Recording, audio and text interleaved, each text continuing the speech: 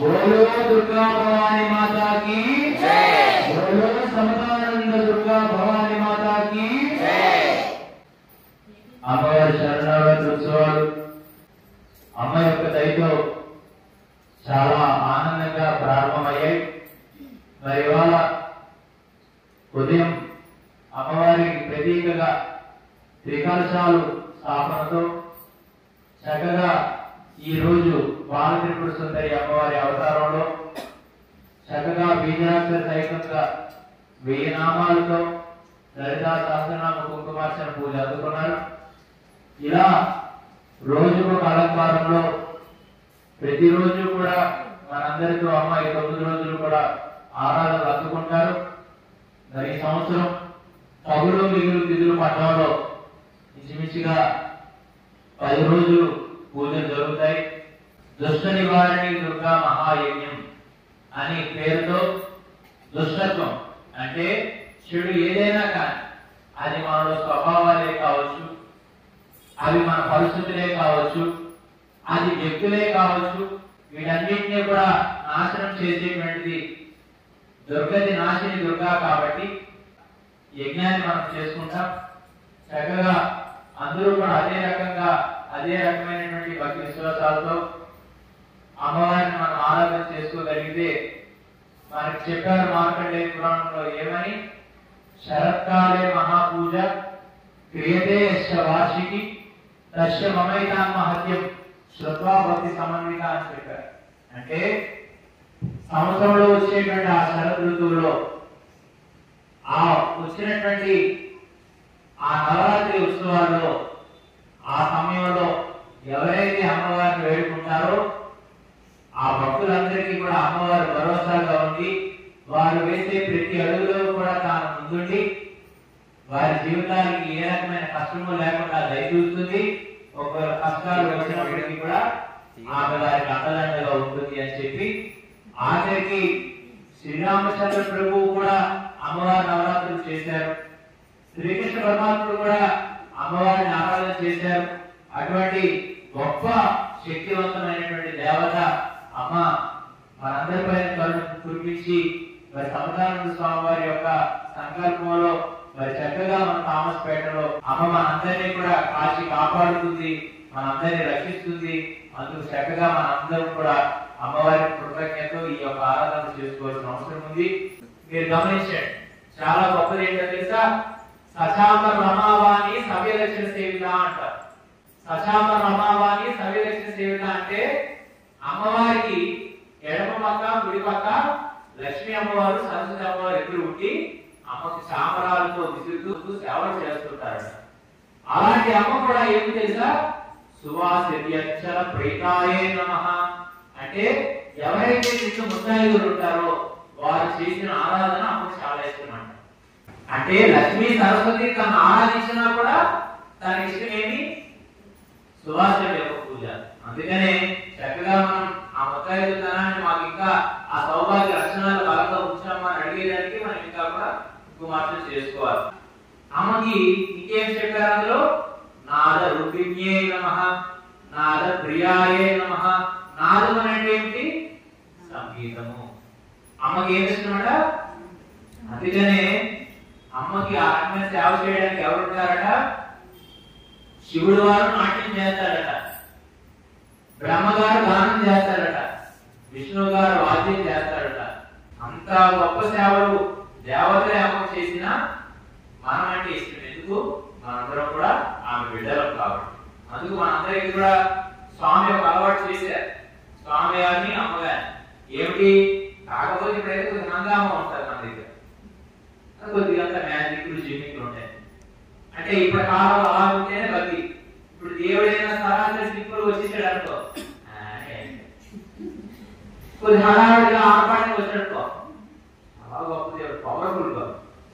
అందుకు అంటే మీరు బాగా గమనించండి, నా ఆలోచన ఇప్పుడు ఎలా ఉంటుందంటే, భక్తుడిని భగవంతుడి దగ్గరగా చేర్చేయడానికి ఎన్ని మార్గాలు ఉంటాయి అన్ని వెతుకుతారు. ఇప్పుడు ఇక్కడ పాదాలు ఉన్నాయి, అక్కడ ఎవరితో తాకలేదు, కనీసం ఆ పాదాలు నాకు కనిపిస్తే ఒక్కసారి నాకు తాకేటప్పుడు నిజంగా భక్తి విశ్వాసాలు ఉంటాయి. అమ్మ పాదాన్ని ఇది ఒక పీఠము, ఇది ఒక పీఠాధిపతులు, ఒక సన్యాసులు, సాధువులు ఉండేటువంటి ఒక సన్నిధి స్థానం.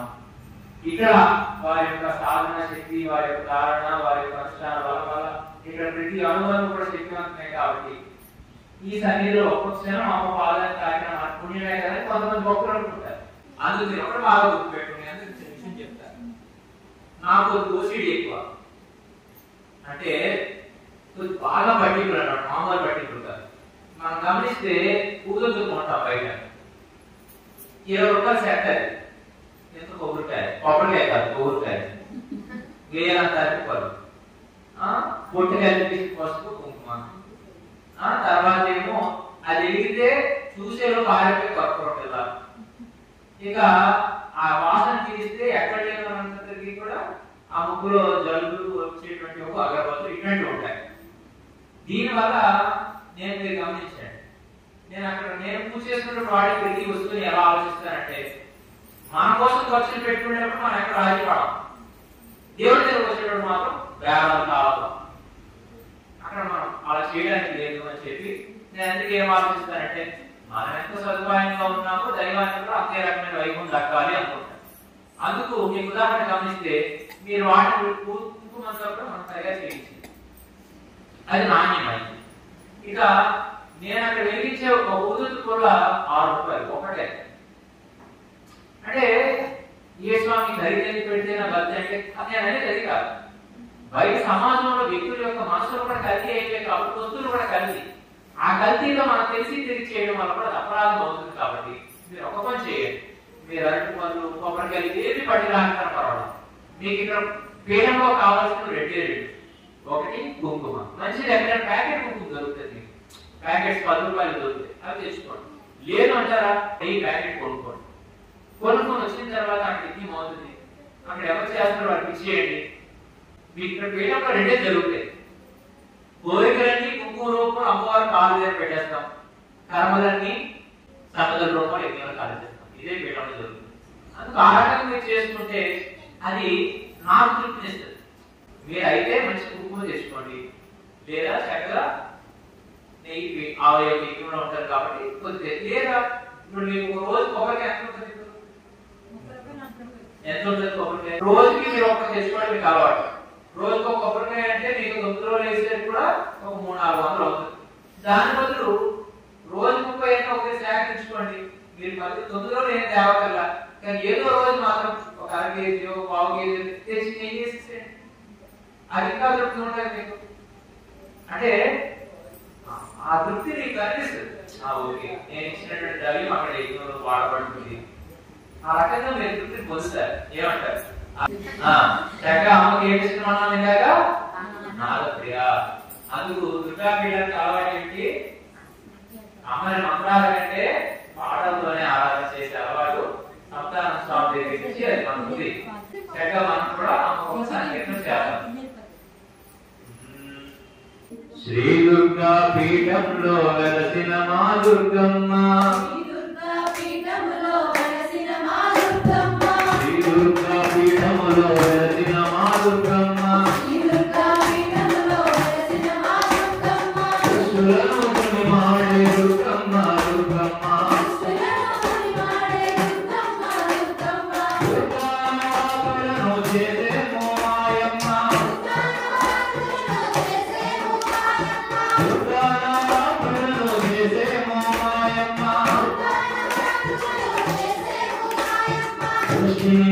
దుర్గమ్మ దుర్గమ్మ దుర్గమ్మ దుర్గమ్మ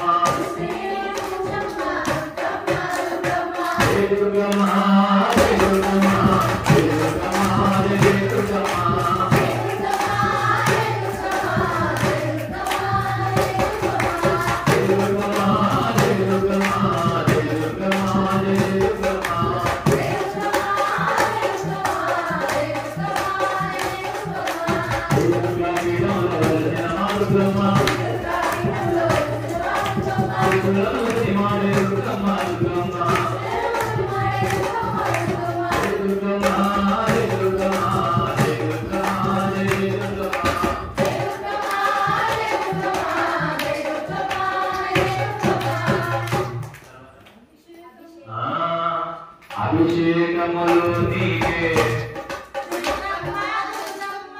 నా గుర్తులే కాదు నీకే పని నేను చెప్తానే ఆగాను అభిషేకములు నీకే అభిషేకములు నీకే ఆరాధనలు నీకే ఆరాధనలు నీకే అభిషేకములు నీకే ఆరాధనలు నీకే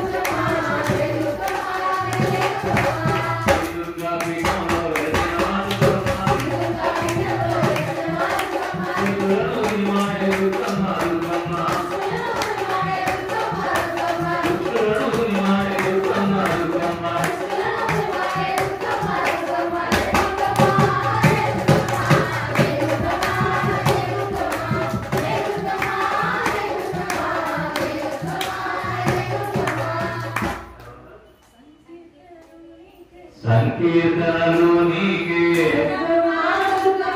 సంకీర్తనలు నీకే ఆశానములు నీకే సంకీర్తనలు నీకే సంకీర్తనలు నీకే ఆశానములు నీకే